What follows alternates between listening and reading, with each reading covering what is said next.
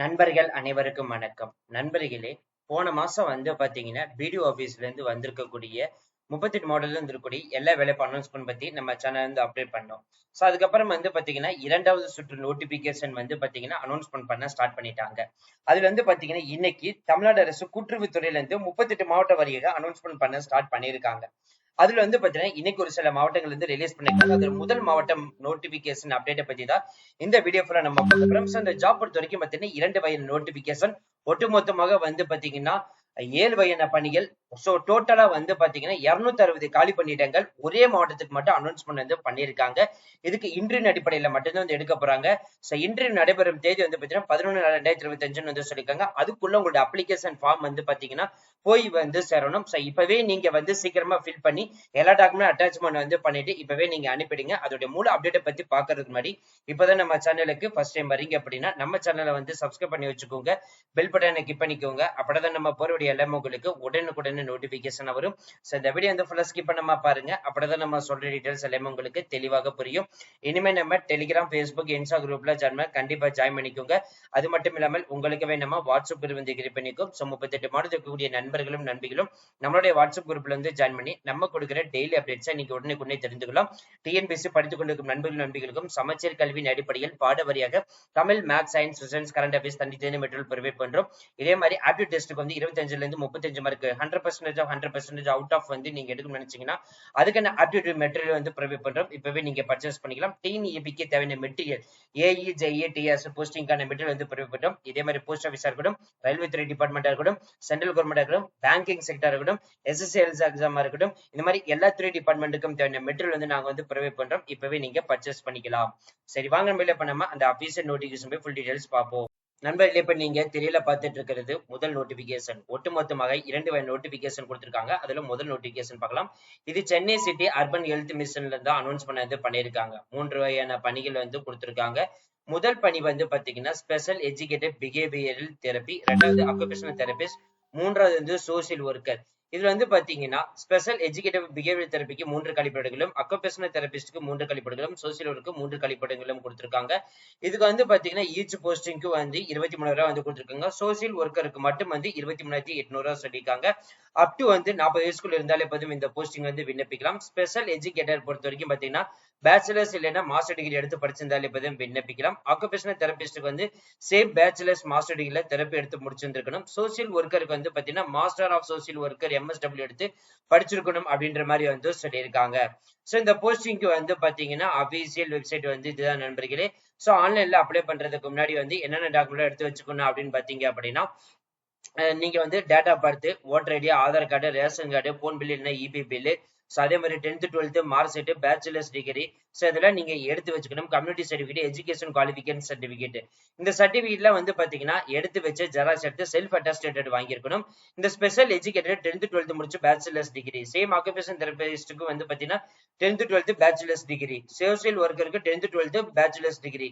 So அதுக்கப்புறம் evidence of expense, no objection letter, so இது எல்லாமே எடுத்து வச்சுக்கோங்க. சோ எடுத்து வச்சுட்டு ஃபில் பண்ணி 11/4/2025 சாயந்தரம் 5 மணிக்குள்ள உங்களோட அப்ளிகேஷன் ஃபார்ம் போய் சேர மாதிரி அனுப்பணும்.